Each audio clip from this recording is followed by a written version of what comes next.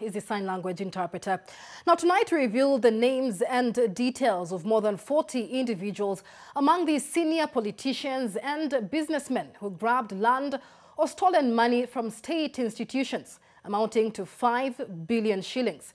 NTV's Kevin Mutai now reports that some of the notable persons from whom the assets were recovered by EACC include former Baringo Senator Gedion Moi and the late former Kanu Minister Nicholas Biwott, who had illegally acquired a property in Eldoret worth 1.2 billion shillings. On Wednesday, Ethics and Anti-Corruption Commission handed over previously grabbed and looted assets worth 5 billion shillings back to the state at an event presided over by President William Ruto at State House, Nairobi. Thank you, sir. What was conspicuously missing were the names of the people from whom the assets, mainly land and cash, had been recovered from. NTV can authoritatively reveal to you that senior politicians and government officers are among the more than 40 people who had engaged in the theft of public property. Some assets include 1.8 acres of land in Kisumu municipality worth 1.4 billion shillings recovered from Charles Oyo and Mayhood Limited. Charles Oyo, a judicial officer, had grabbed the judiciary land hosting Kisumu law courts while serving as the officer in charge at the same facility. Another recovered asset is a piece of land in Eldoret, Block 4/52, with a market value of 1.2 billion shillings, which had been grabbed by the Lima Limited.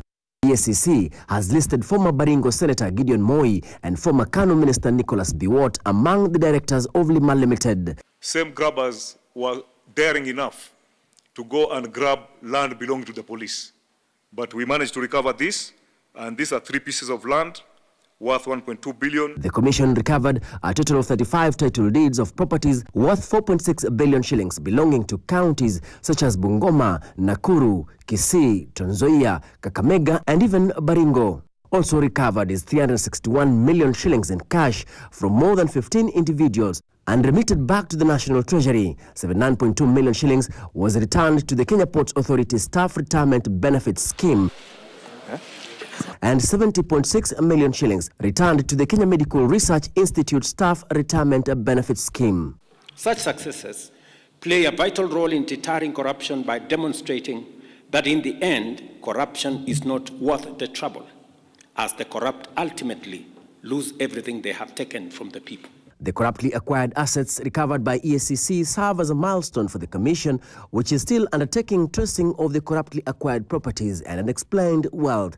Most of the notable names in the list of shame unleashed by the anti-graft agency are politicians and holders of public offices who had used their influence to fraudulently acquire public property. Kevin Mutai, NTV in Mombasa. That we use the resources